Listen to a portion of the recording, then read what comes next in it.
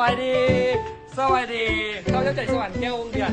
ซึ่งว่ามื้อนี้พิเศษข้าวพระเจ้าจะมาเปิดเผยความลับของการปิ้นอะไรก็แล้วแต่ปิ้นพวงปิ้นถ้วยปิ้นกระซาปิ้นหม้อแห้งแต่กระโปงของแม่เราได้หมดทุกอย่างเลยถ้ารู้ความลับของมันความลับของวิธีการฝึกฝนเดี๋ยววันนี้ต้องเบิ่งให้จบวิดีโอนี้ก่อนอื่นต้องมีปึ้มปกแข็งลักษณะจะมีอะไรปึ้มปกแข็งมีปึ้มปกแข็งที่ใส่แล้วอย่าไปเอาของพ่อมาอย่าไปถึงในกันปล่อยมีปึ้มปกแข็งแบบนี้แล้วปึ้มที่ใส่แล้วหลังจากนั้นให้เฮา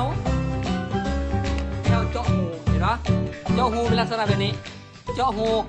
พอให้มือเฮานี่หลบและมือเฮานี่ซุกเข้าไปในหูนี่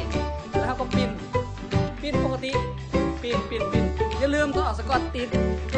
อ้อมนี่แน่ติดเพื่อให้พื้นนี้เปิดออกหลังจากนั้นซุกเข้าไปในหูแล้วก็ซ้อมปิ้นซ้อมแบบนี้ประมาณมือ1 2 มือก่อนหลังจากนั้นชำนาญในยูหูแล้วชำนาญอยู่ในหูแล้วที่ออกมานอกหูคือปิ้นตกที่หูเห็นว่าปิ้นกลับคืนมาหลังจากนั้นเขาก็จะได้แบบนี้เลยถ้าประกาศได้แน่นอนถ้าว่าคนใดอยากเห็นแบบนี้สบายจะลิ้นท่าที่อยากได้หมดเลยแม้แต่คอมแบบนี้คอมนี้ก็ต้องเอาคอม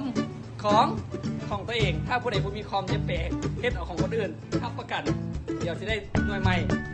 คอมเขาก็ปิ้นได้ถ้าเขาปิ้นปื้มได้แล้วเห็นว่าหวังว่าเฮ็ดได้แน่นอนถ้าปฏิบัติตามนี้แล้วพบกันคลิปต่อไป